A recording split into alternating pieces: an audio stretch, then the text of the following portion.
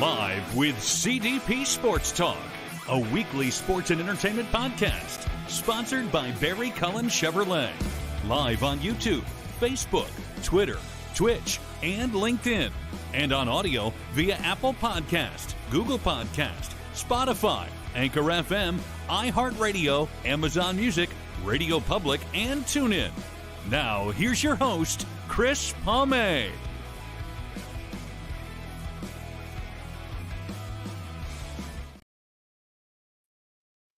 Good evening, everybody. Welcome to Season 5, Episode 23 of Live with CDP Sports Talk, brought to you by Barry Cullen Chevrolet, 905 Woodlawn Road West in the Guelph Auto Mall. Check out their website, barrycullen.com, for the newest selection of new and pre-owned GM vehicles, or give them a call at 519-824-0210 and tell them that Chris Palme, aka CDP, sent you there as well. Also, you guys can email them at info@barrycullen.com as well. And again, I want to say thank you to Barry Cullen Chevrolet for sponsoring Live with CDP Sports Talk. And also, guys, you can pre-order now the all-electric Silverado or the all-electric Cadillac Lyriq, or even check out the Chevy Trailblazer, the 2023 Chevy Trailblazer, which I just purchased the other day, the RS model from Nathan Laud, and I'm loving my Chevy and my Trailblazer,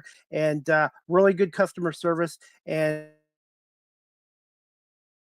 good products as well. I hope everyone's doing well on this Monday, February 6th, and thankfully we have the Super Bowl coming up this Sunday. I did not like having a Sunday without football as well, but bear with me, guys. I'm going to bring on my guest. His name is Isaac Carmichael. He is the play-by-play announcer for the OUA's Laurier Golden Hawks men's hockey team, and he also does some freelance on talent. He does some freelance on air talent work with Rogers TV as well, and he's a good guy, and I'm going to bring on Isaac right now.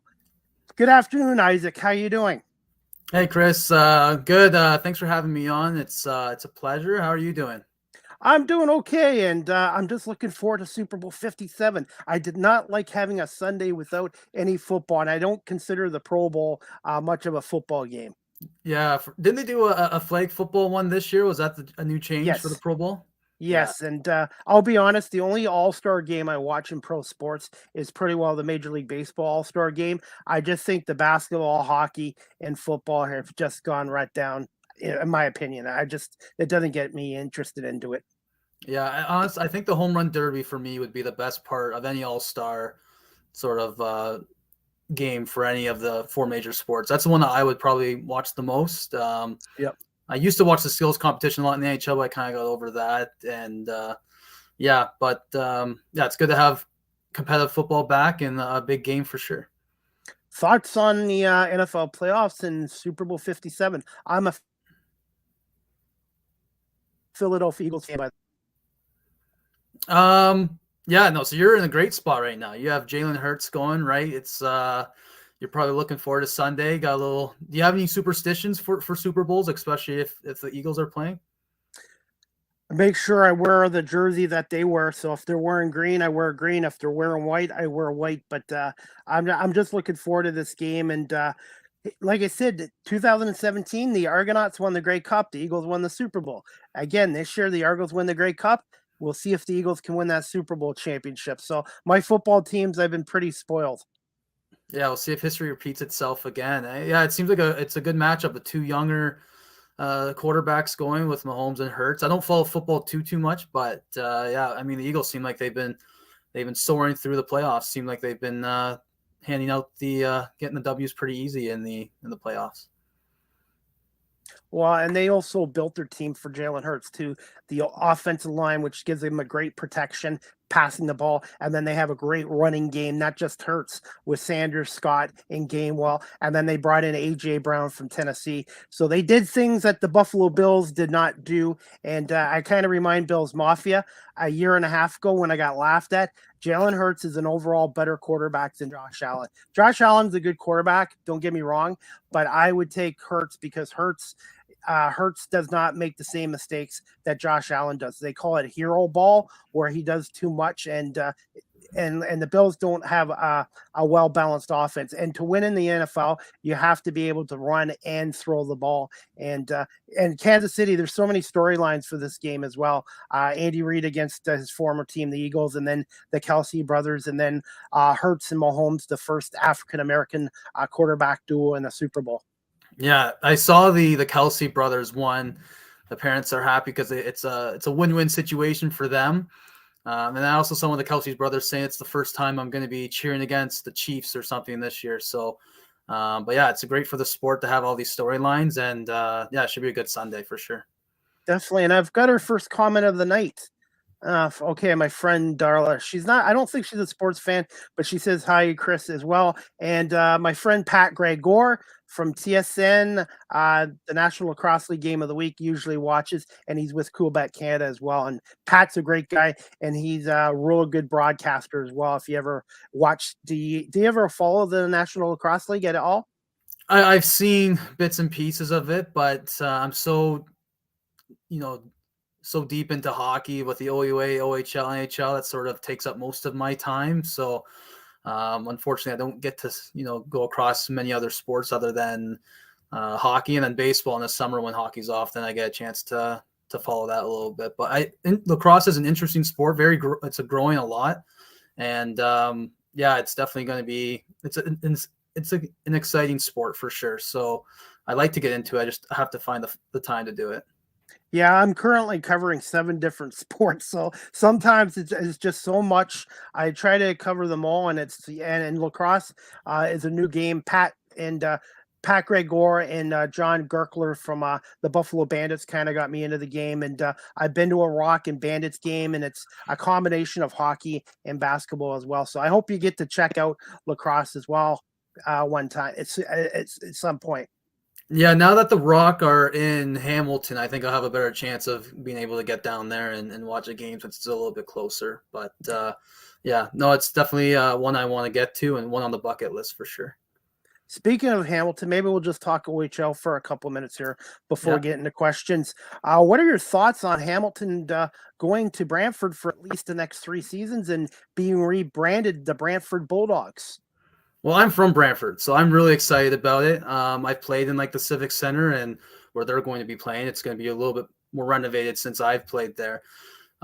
Curious to see what the renovations are. I did hear that they're replacing the glass, replacing the scoreboard, which both of them should be replaced. I'm not sure if they're going to do anything with the seating, but definitely exciting for the city of Brantford. Hopefully they're able to, show that they can support a team. I think even if Hamilton doesn't stay there, it's an opportunity for them to show that they can support an OHL team, and it might attract interest from other teams if they're looking to relocate. So, but yeah, I think it's good for this city, and it's Gretzky's city, right? Walter Gretzky was a big figure there in Brantford, and it's where Gretzky was born. It just seems like it's an appropriate spot to have an OHL team.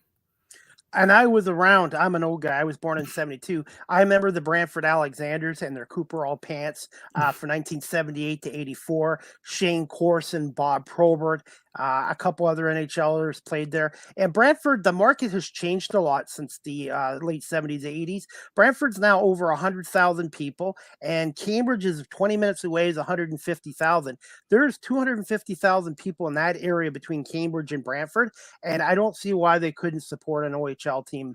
I'm just wondering if $10 million is going to be enough to get the Civic Center up to OHL standards.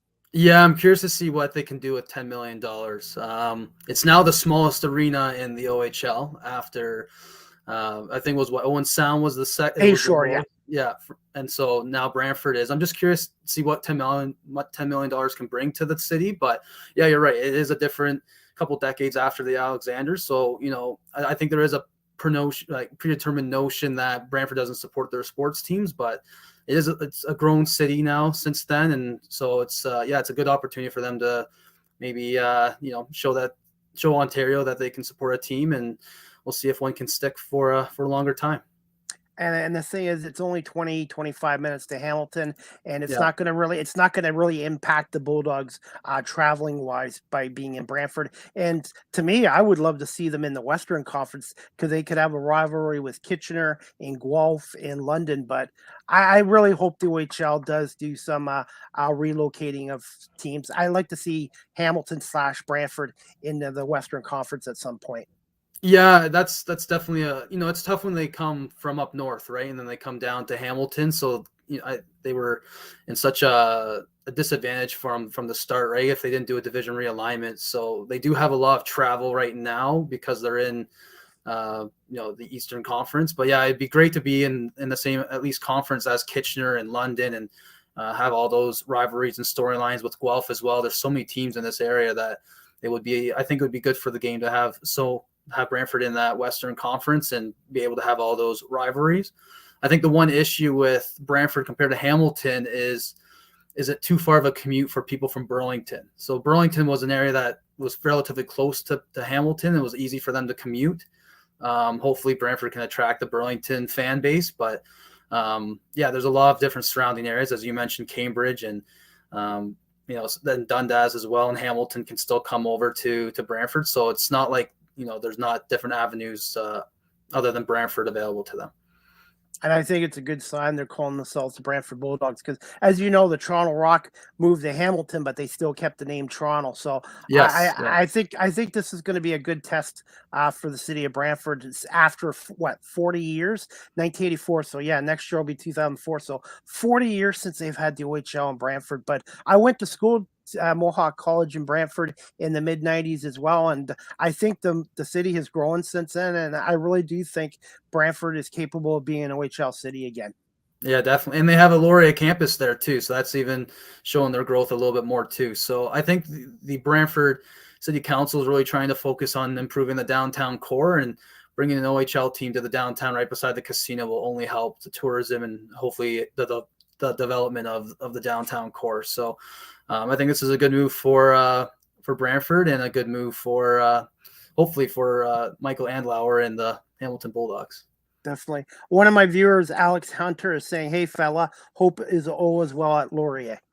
I actually Alex and I know each other from the Brantford Mall because we both worked in the mall when I was in high school. So he's now a car dealer now, so a car salesman now. But I haven't talked to him for a while, but nice to see him viewing here. And so hi, Alex. Hope you're doing well, and nice to see that you're viewing the podcast.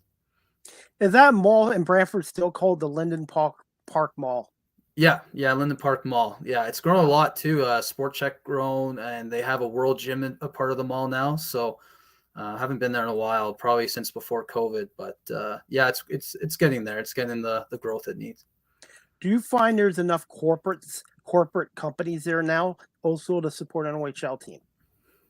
It's getting there. Especially with the mall itself.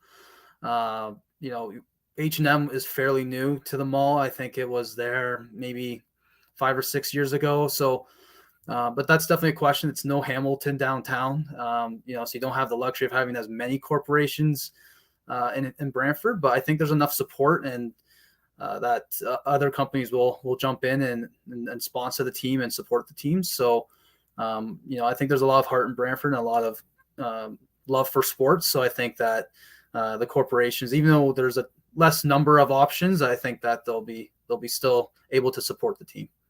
Absolutely. And before we get to some questions, just quick thoughts on the Guelph Storm and Kitchener Rangers.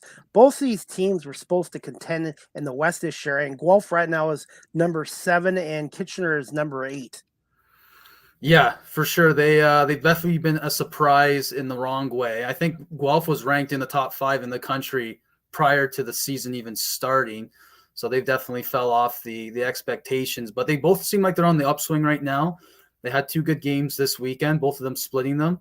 Guelph is on fire of late. Ever since they acquired Lever and Romeo, they've really started to pick up and get some wins. Bowman's been huge up front for them. Potra's been a leader up front for them as well. And then Mesnikov was an outstanding trade, looking like that one's really working out for Guelph as well.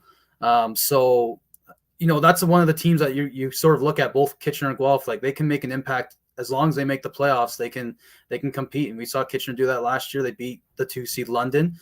So I wouldn't slip past that happening once again with either Guelph or Kitchener, because Kitchener's loaded up as well, and you still have a quarter of the season left to get that chemistry and to get going before the playoffs.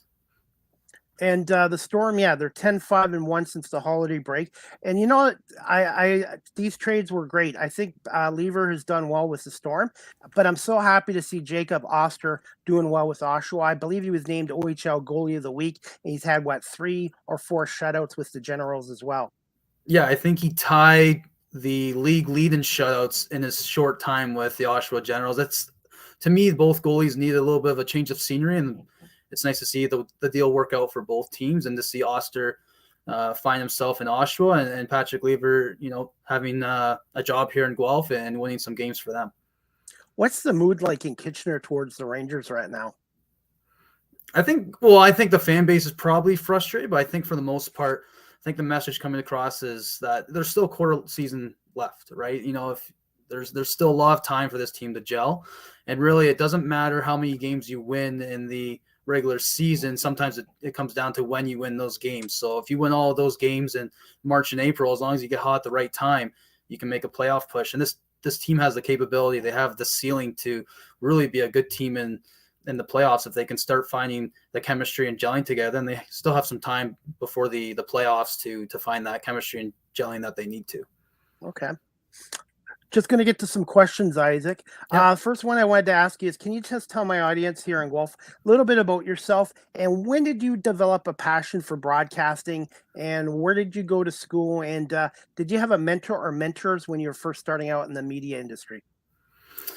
So broadcasting goes back to when I was like a little kid. Like, I loved broadcasting and commentary. I played mini sticks downstairs in the basement and basically have my own game in my own head. No one else would really know what was going on, but I'd be broadcasting and sort of be able to play my own game with myself, playing mini sticks when I was a younger age.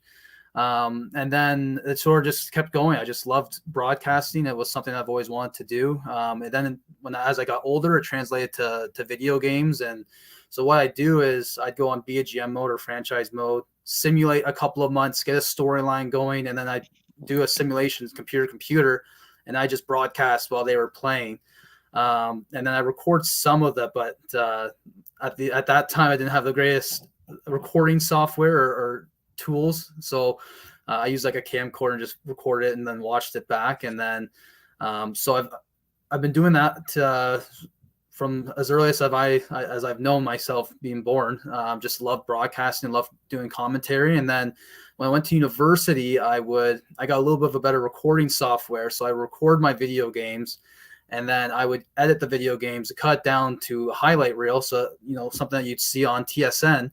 And then I would broadcast and sort of do a highlight package there on edited video. So always had the passion for it, but never knew how to get into it. So I went to University of Waterloo for accounting, got my master's there for accounting, got my CPA. And then while I was in school, my friend who was in my program, his friend was at Laurier doing volunteer as part of a student body run organization, Radio Laurier.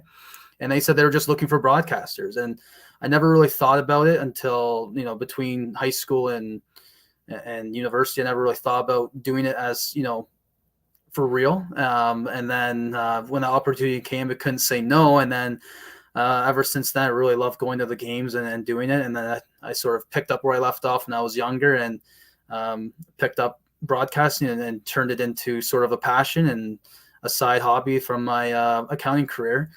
And then to answer your mentors question, there's just so many different mentors. I don't know how I could have done this alone. There's so many of them. I can't name them all. The big one would be Mac Turkin, was my friend's friend who asked me and got me into the Laurier door and got me into the broadcasting. And then from there, Jack Moore was absolutely huge in helping me out. I bug that guy all the time with like tips and tricks, and he really helped me in terms of technical stuff for broadcasting, what to work on. And he gave me the honest truth about how I was doing. And, sometimes you don't want to hear the honest truth because you just want your tires pumped, but it was good to hear, and it was the right thing to hear. And He really helped me with my development, and then also helped me a lot in terms of learning about the industry, making demos. How do you apply? How do you, move up, and how do you get better and get your name out? So he really helped me out with that. And then Dan Pliszczuk's been huge. He just got the job a couple of years ago with Laurier, the communications job with Laurier. I don't know what his actual title is, but ever since he came, I got a lot of opportunity with him there. And I got the full-time job his first year. And then the first time he met me was the last game of the year of my first time doing it for the Laurier Golden Hawks full-time. And he said, hey, if you ever want opportunities with Rogers TV, just let me know. And I was like, oh, that's great. And yeah, he got my foot in the door in the OHL. I was able to fill in for him for the Kitchener Rangers. And then even other opportunities, he's, asked me to help out with PA announcing. So he's been huge and opening some doors and giving me a lot of opportunities. Okay, cool. Is it okay if I show my audience your clip of some of your work? It's your 2022 demo reel. Yeah, sure. Go ahead. Yeah. And I did hit the subscribe notification for your YouTube channel. I love it. Thanks for the support. No problem. 1 sec. And we're going to play this clip. And one of my friends, Scotty Frazier's on here as well. Yeah. Trevor, Isaac Carmichael alongside Scott Fraser. We'll kick it off right to the players to watch this afternoon on this Highway 7 rivalry. For the Kitchener Rangers, they come into this game winning 2 in a row against the North Bay Battalion, and a big part of that was from their captain, Francesco Pinelli. There's Nemesnikov off the scramble draw. In front, Poitras scores! Right off the draw, Poitras gets his 4th point on the night and reinstates the 3-goal Guelph lead. Jokin's been all over the ice here on this power play. Sends it down low, Poitras. Back across. Quick shot, Nemesnikov scores! Welcome to Guelph, Nemesnikov, as he puts one home on the power play, and it's 3-2. Here's Ike, top of the circle, back to Revo, into his feet, and that brings a 3-on-1 the other way. Here's Luchenko and Murray. Luchenko waits. Murray, stop. Things have turned around down Highway 7 in Kitchener. A couple big acquisitions after their slow start. Costantini and Machar, to name a few. As here's Nemesnikov on the backhand, scores! Max Nemesnikov, a beautiful goal, finishes off upstairs on the backhand. It's 2-0 Guelph. Yeah, Baron Hoffman, he played in Switzerland over the COVID break with Mason McTavish and then came back last season in the OHL and dominated. 97-point season with 50 goals, and he's on pace for that this season as well. A fantastic start already. 3 points Friday night, and he's looking to add to that total this afternoon against the Kitchener Rangers, and he's had a great track record against the Kitchener Rangers. 8 points in 6 games last season, including a hat trick here at the Odd. Back up to the point, Sandu. Long shot. That just misses wide. Allen back on the ice. He has it at the blue line. Takes a low shot towards the goal. Jokin's there. Nemesnikov with a shot. That just misses wide. Nemesnikov a couple of chances here off rebounds. Couldn't quite convert. Niagara just trying to get the puck out of the end. Played off the wall to He, and now it springs a 2-on-1 the other way. Here's He. He walks in, shoots, and scores. A high-scoring first period, Jason. And when you give the Flint Firebirds with the skill and talent of Hoffman and Hayes and give them more ice 4-on-3, this is what happens. Hoffman here at the top of the circle, brings it down low, a quick pass out in front to Hayes, and no chance here for Constantini as Hayes is coming in on the back door. And it's a great goal here from the Flint Firebirds. Ties this game up at 2. Over center, Murray carries it into the Niagara zone. Murray sends it out front, right there with Paquette, and he scores.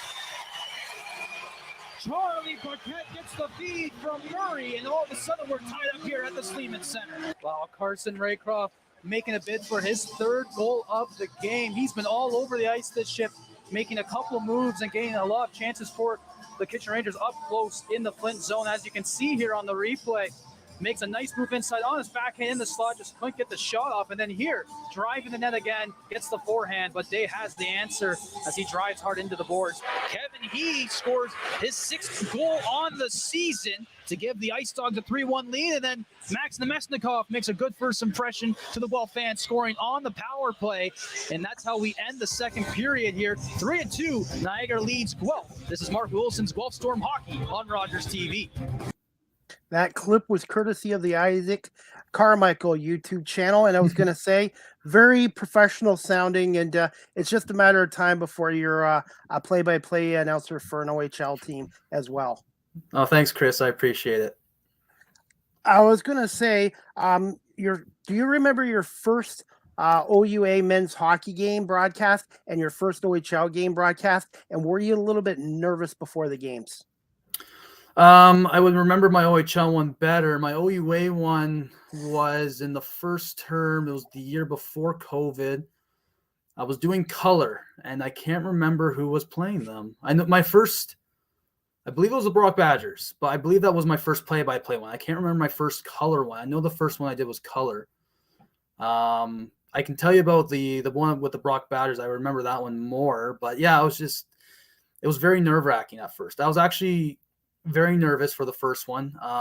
Sort of what happens is I just sort of get quiet and just sort of just study a little bit, just try to get my mind off of it. But then when the game starts, I just kind of forget about it, and it's just broadcasting. You're just talking, and you kind of forget about how nervous you are. I do remember the OHL. I'm not the best from a direction standpoint, so I was very nervous for that one. I don't even think I slept that night because I knew it was coming, and it was just it was a big deal for me. So Adam, who was the producer for Rogers, he told me to enter. I don't remember the door name, but it was like door 16. So he said, go to Rogers TV, the van, call me, and then I'll tell you how to get in. So I went to the Rogers TV van, and then, yeah, he told me to go to door 16 and then, going through that way. If door 16 is here, I went around the entire. It was 5 feet from the Rogers TV van, but I went the other way, all the way around, and it was like September or October then, so it was like 25 degrees outside, and I was almost sweating just getting in there. So I was already sweating going in, but that was very nerve-wracking just because you get to meet Jason Hagholm, Sean Farfar's right there, so go in the media room. It's a little bit more professional than the OUA, so you feel like you've made it when you get in there. But I remember Adam was counting down in my ear. He was going 5, 4, 3, 2, 1, and I've never been so nervous in my life. My heart was pounding. It felt like it was coming out of my chest. Very nerve-wracking, but again, once we got going, once I got the couple of words out, I think Brennan Otham was my first player to watch. So once I got that one out, and I felt like that one went well, then the nerves sort of settled, and I was able to focus on just having fun and then talking about the game. Thoughts on Sean, since you just mentioned him? I love Sean. He's great. He was going to teach me with how to do PA announcing. The last time that I did message him, because he was sort of telling me, he's like, yeah, if you want PA announcing tutorial, let me know. We had one set up, didn't end up working out. So I do want to still do that with Sean, but just a great guy, very supportive. So when I first met him, he's very friendly, very talkative, helped me settle down a little bit. Everyone really at Kitchener and Guelph, the TV teams are very friendly, very supportive, very fun to work with. Sean, I apologize the one time because I screwed up. I was supposed to send it down to him, and I absolutely botched it. That was my first game, and I apologize to him for that, but he took it well and laughed about it. But no, he's a great guy to work with, very friendly, and I always enjoy seeing him when I go to Guelph and broadcast for them. I should have Sean on my show as well, because he's been doing Rogers TV, I think, for 10 years as a host, and he's been doing public address announcing, I think, for at least 10 years as well with the University of Guelph Griffins. He has a very good voice for that. Yeah, he does. Yeah, he's fantastic. It's nice to be able to be right beside him when he's PA announcing for the Guelph Griffins, and then he also has his son who's tearing up the PA announcing world and doing it all over the place. So following his father's footsteps, and it's great. One thing I wanted to ask you, as a play-by-play announcer doing Laurier hockey or an OHL game, do you have any game day or game night rituals before? Once I get into a routine, I will. I didn't have one for Kitchener because I really didn't know what to expect. Guelph, I was fortunate to have a little bit of a routine the second time, just because I knew what I was looking at and what I should expect before a game. So I got into a little bit of a routine for the Guelph Storm game. But for OUA games, I typically get there an hour early, get all set up, just read through my notes, sort of just sit in the stands and make sure that I know everyone's names and I have all the stats sort of remembered. And then warm up will come, and I'll just watch warm up, and I basically just watch the visiting team because I already know for the most part the Laurier guys. I'll just look to see who's scratched and who's not scratched. Who's starting would be the big one for OUA because they don't tell you before the game. So usually I just look who's the first goalie out. That's your starter pretty much. So and then just focusing on the away team, and then have a little pep talk with the PA announcer Chris Povey up there, and make sure I know who the scratches are and who's the starting lineup, and then go from there. So I don't think OUA is too routine, but the OHL I definitely have a little bit more of a routine because there's just more going on. You get there a little bit earlier. So what I like to do, and I felt really comfortable doing the last time I was in Guelph, was just going up to the broadcast booth an hour or hour and a bit before the game, just settling in, relaxing, looking at the ice, just calming down, reading over the names again, and then coming down, having the media room, get the meeting going, and then get back up there and just start focusing on the game. So I wouldn't say I'm too superstitious or have too much of a routine, but there's definitely some things I probably do routinely to get comfortable and get my comfort zone.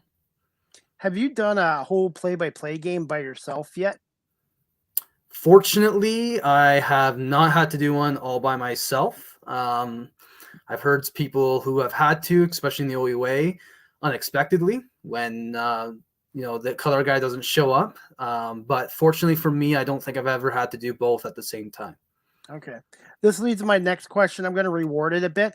I was going to ask you about your freelance work with Rogers. We've already got into it. What has your experience been like with Rogers TV as a broadcaster? Oh, it's so much fun. It's fantastic. I love the people I've been working with. Sky Fraser's a beauty to work with. He actually helped me get into the Guelph Griffins and do some broadcasting there as well. Trevor Pryor's great to work with. Adam, Robert, those are the two producers I've worked with. They're great. And then the Kitchener team, Jason, Sean, and everyone really they're so friendly and so supportive. And they're great to work with. I remember talking to the camera people beside me in Kitchener before the game, helping me calm down, joking around with them. So it just seems like everyone in the building's in a great mood, and it's a game day, so everyone's really happy. And I just one of the things I love about broadcasting is just connecting with the people and talking to everyone. And that's one thing I really like about Rogers TV and working with them. And the big thing from OUA to OHL is the fact that you're not streaming anymore. You're on TV. So there's a little bit of differences there with talking to a producer, having a little bit more routine. It's more of a production, and that was a little bit of an adjustment for me. I find doing it on TV a blast, and it's a lot of fun. And it's so far it's been a great experience. How I ended up with Rogers was with the Guelph Nighthawks. I had about 4 years ago, I had no interest in broadcasting or whatever, and the Guelph Nighthawks needed a camera guy. I said, okay, I'll volunteer, but I've never done camera work. They showed me what I needed to do. They liked my work. They actually paid me $50. And then Steve Fay, who's with the Nighthawks and Rogers TV, he said, you want to volunteer at Rogers TV? He put in a good word for me with Jordan Gruber, led me to Rogers TV, which led me to my podcast show and my freelance media work. So it's just amazing how being at the right place at the right time can change your whole life. Oh yeah, being at the right place, the right time, and for you, getting paid for things that you do that you love, that's also a bonus, right? So definitely, just being at the right place, the right time, and if there's ever an opportunity, don't say no to it, right? So those are it's an interesting industry, and but if you ever have an opportunity, always take it. Yeah, shout out to Steve Fay, who got me into Rogers TV, and then Scott Fraser ended up getting me the job with the Guelph Griffins. It's not on air, but it's behind the scenes with the camera. And right now, I'm lucky. I'm learning the TV side, the live stream side, and the radio side of my podcast show as well. Yeah, it's always good to have some versatility, right? And know a bunch of different areas. It always helps you and makes you stronger, right? And I'm just going to try to be prepared when I do get my opportunity. It's like Tom Brady said, I'm not comparing myself to Tom Brady, but when he got his opportunity with the Patriots, he was ready. And that's my approach as well, just to keep working hard, improving, and be ready when I do get an opportunity to do on air at some point. Exactly. Yeah. It's only a matter of time, right, Chris? And as long as you're prepared for it, just, that's all you can ask for, right? And do your best, forget the rest. But do as much as you can to prepare for for the opportunity. And, even sometimes I'll prepare, even if I'm a color commentator, I will prepare as if I'm doing play-by-play just in case, because then if something happens, or if someone last minute can't make it, then you can step right in. So it's always good to be prepared. And it sounds like you have a great attitude towards it. And things don't always go smoothly on a TV production or a live stream or even a podcast. And you just have to be prepared for the unexpected and roll with the punches. The show has to go on. Exactly. And I think that's probably what I like about broadcasting too. When you work in accounting, I can work all day on a spreadsheet to make sure the numbers are correct. With broadcasting, if you make a mistake, you have to have a short memory, and you just have to move on and say, yep, you made the mistake, and move on and go forward. You have the rest of the game to do. And it's kind of a nice thing to have too, because you can't get bogged down or hung up on some little thing. You just keep going. The show has to continue, right? Absolutely. This leads to my next question, Isaac.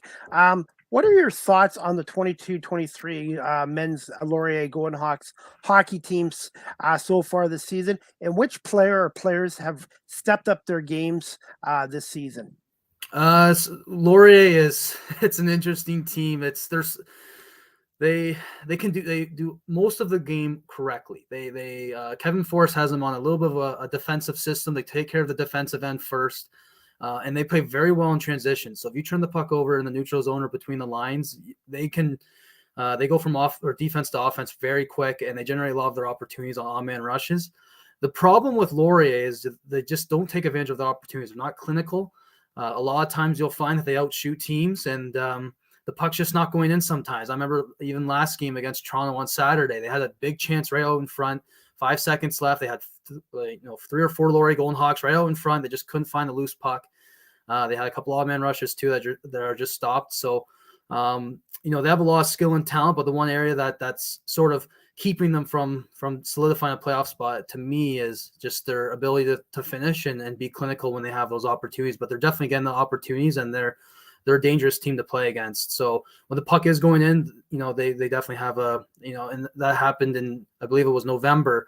The puck was going in for them, and they're winning a lot of games. And Christian Prop's been great since, had a little bit of a struggling start, but he's been great, especially over the last 10 or 11 games, and he's been really keeping them in. So, they're a good team, and I think if they make the playoffs, they can be, they can definitely make a run, because they definitely have the skill and speed to play in the OUA and be competitive.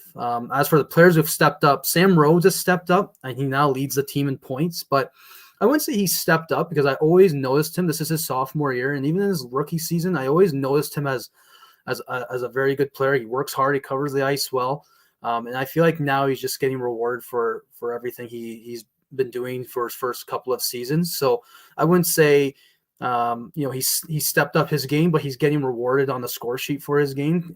He comes in game out, and he covers the ice well. He plays with a lot of speed and heart, and so he's a big noticeable one. Colin Campbell is a rookie this year, and he's really stepped up. I think he missed the first couple of games, but ever since he's been in the lineup, the thing that I noticed the most, and I'm doing play-by-play, so I'm not really focusing on the game as much as the color guy would be. I'm too busy trying to phrase what's going on, but just his smooth skating. He can skate. He's one of the best skaters in the OUA. He carries up the puck well, and that's a huge advantage for him, and he's a very good offensive defenseman. And then in terms of someone else coming up, Patrick Brown's always been good. He led the team in scoring last year, but his speed is definitely noticeable this year as well. So I'm probably missing somebody. I know Matt Zebedee's been hot as well for the Laurier Golden Hawks of late. He's really stepped up in January, and that's sort of when the time you see the rookies sort of start to step up in the OUA is the second half of the season after the Christmas break, and he's definitely been one of those guys. That leads to my next question as well. Overall thoughts on the 22-23 OUA's men hockey season so far, and who are some of the top university teams this season? And is there one or two teams that could make some noise in the playoffs as dark horse teams? Laurier is a dark horse team. I gotta say it, Chris. They're probably gonna win the OHL Queen's Cup this year. Okay, no, it's a fantastic season. Very tight race. We have 3 teams stuck right now, tied for 6th place with 23 points. There's only 2 or 3 games left for each of those teams. So it's a very tight race at the bottom, so very exciting. As for the best teams, I think Windsor and Brock are the top two teams. I know Lakehead's up there as well. I'm just not sure if they can handle low-scoring affairs that you might see in the playoffs. I think Brock and Windsor would be best suited. They have great goaltending. I know Torquay is there with Windsor, and so I always look at a goaltender for the OUA. If you have the best goaltender, you're going to be tough to beat. I know Toronto does not give up a lot of goals. Jet Alexander is a massive goalie who just keeps the puck out of the net as well. So if you're looking at the OUA West, I would look out for probably Toronto, Windsor, or Brock to really make some noise in the playoffs. But my favorite team coming out would probably be Brock. I think that they play the most the sound game. They play with a lot of possession, and they control a lot of the games. So I kind of like Brock as the favorite out of the. I don't like picking the first team in the division anyways, but I think Brock would be a good pick if you're picking on the OUA West. As for the East, I don't follow it too much. I know UQTR is dominating the East Division, but yeah, the OUA West very competitive right now. Leads to my next question. As I used to follow hockey back in the 80s and 90s. I kind of lost touch until I started doing Griff Vision. Can you just explain to myself and my audience about the OUA's men's hockey playoff format? So it's changed every year the last 3 years. I believe 3 years ago it used to be top 8, and then you just do your standard 1-8, 2-7, 3-6, 5-4, or 4-5, best of 3. And then last year, because of the COVID season, there were some wild card spots, I believe. I believe the top 3 seeds made it through each division, and then the remaining 2 seeds was a wild card. And that was only a 1-game playoff because of time permitting. And then this season, they're going to top 6 in each division. Top 2 teams get by in the first round. Then it goes 3 versus 6, 4 versus 5. And then they have best of 3 series. Wow. So you really can't afford to have – you cannot afford to have a bad game or even 2 bad games in a series, or you'll be done. Those best of 3 series really put the pressure on even on the top seeds as well. Yeah. It causes a lot of upsets. And even last year with the 1-game elimination, there were a lot of upsets there as well because anything can happen in 1 game. And the OUA, it's so competitive. You never really know who's going to win on a given night. So, the best of 3 doesn't give much breathing room if you drop game 1, that's for sure. How many regular season games are there in a OUA regular season for the Golden Hawks? Great question. I don't know the exact answer to that. I'm trying to think right now. I believe Laurier is at 24 games, and they have 3 games left. So I'm thinking there's 27 games in the season. So there's not much time to really separate yourself from every other team. That's why I think there's such a logjam in the 6th spot right now with 4 teams stuck at the same number of points because it's a normal 2-point system. So 2 points for a win and 1 point for an overtime loss. So it's similar to the NHL. So you don't really give a lot of time for teams to separate themselves in a 27-game season.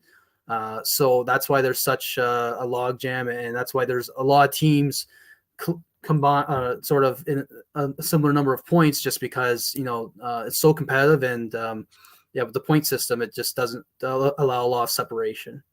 Definitely. And I can't wait for the playoffs because I'd like to do some playoff games for Griff Vision as well. Hopefully Guelph will make it as well. Isaac, I will wrap up this show, but before we go, can you tell my audience where they can find you on social media? And do you have any advice for anyone that's looking to get into radio, TV, or broadcasting? So you can see me on Twitter. I think you have the handle there on your screen at iCarmichael09. And then I'm on Instagram at Isaac Carm, ISAACCARM 09 or 09, I should say. Those would be the 2 main spots. You can follow me on LinkedIn as well and connect with me there.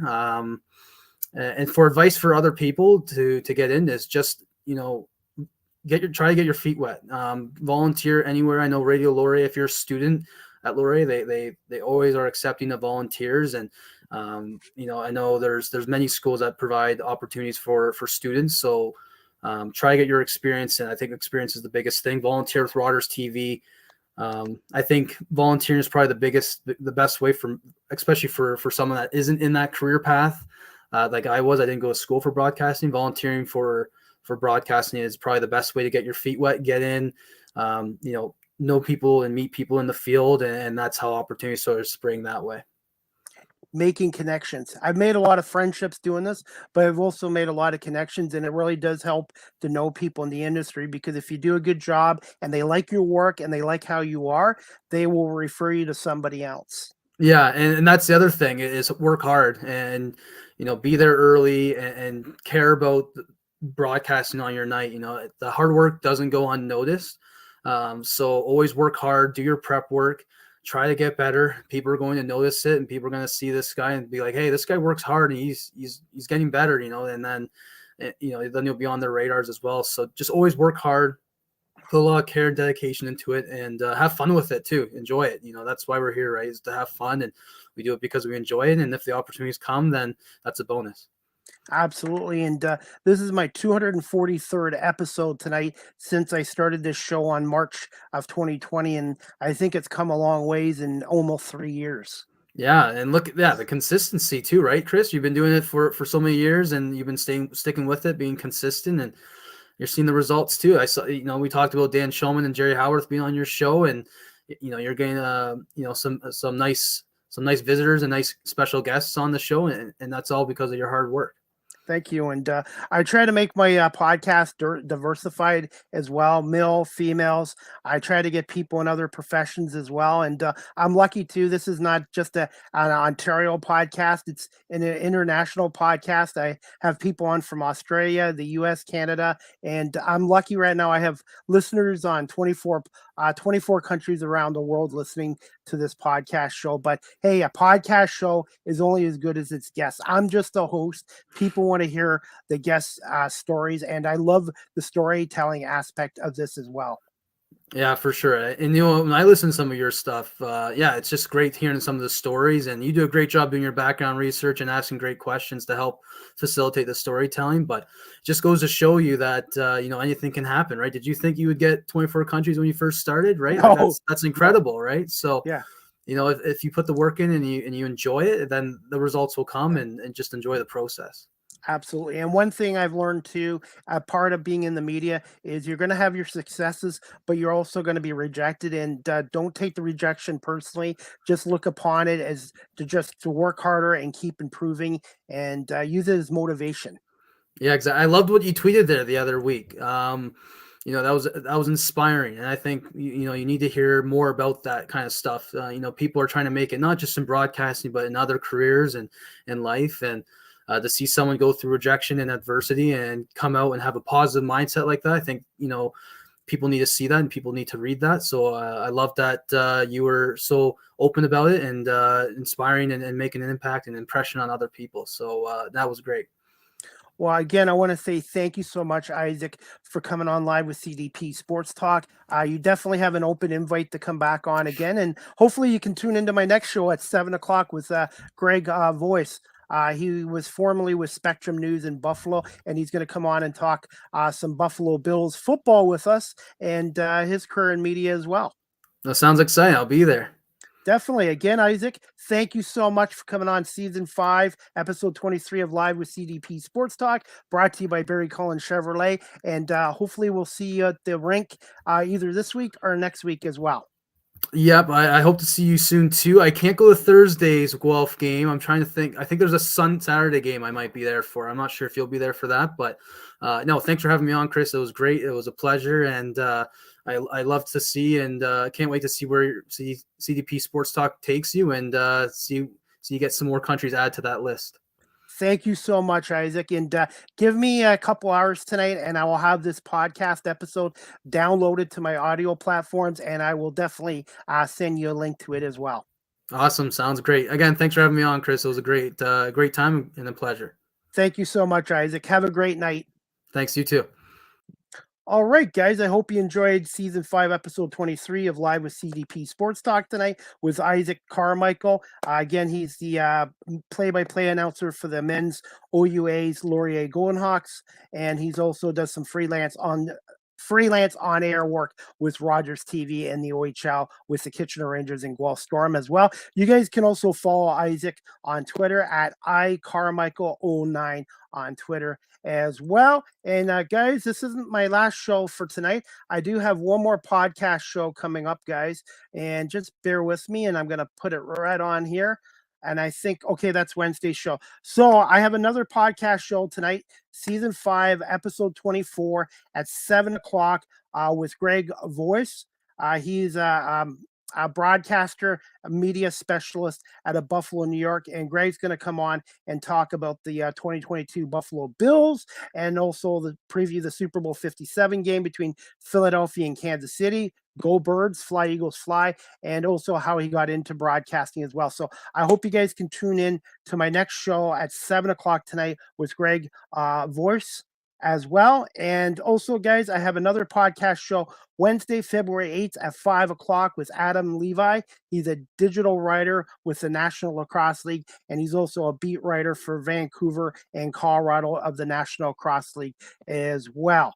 And before we wrap up this podcast show, guys, quickly, Live with CDP Sports Talk is live streamed on 5 platforms: YouTube, Facebook, Twitter, Twitch, and LinkedIn. Thank you, everybody, for watching on these 5 platforms as well.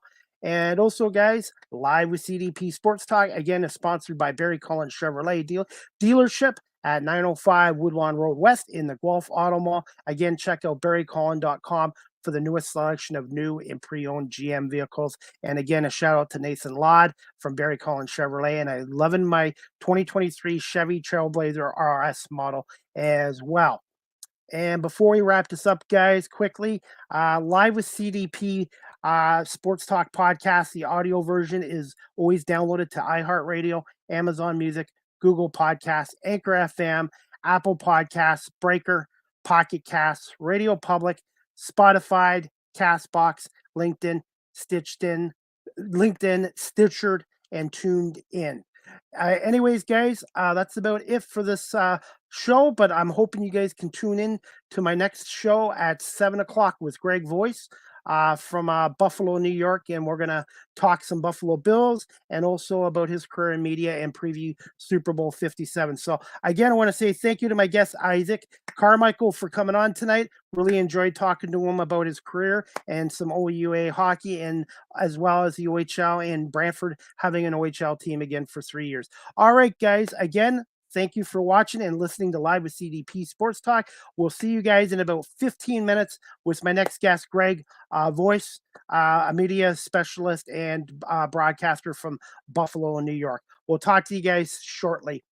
Thanks again, Isaiah Carmichael, for coming on Live with CDP Sports Talk, brought to you by Barry Cullen Chevrolet here in Guelph.